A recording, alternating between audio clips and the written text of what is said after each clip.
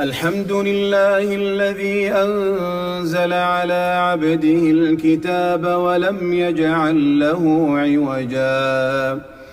قيما لينذر بأسا شديدا من لدنه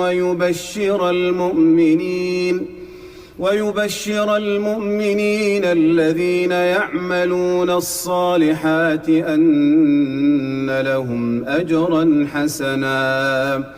ماكثين فيه أبدا وينذر الذين قالوا اتخذ الله ولدا ما لهم به من علم ولا لآبائهم كبرت كلمة تخرج من أفواههم إن يقولون إلا كذبا.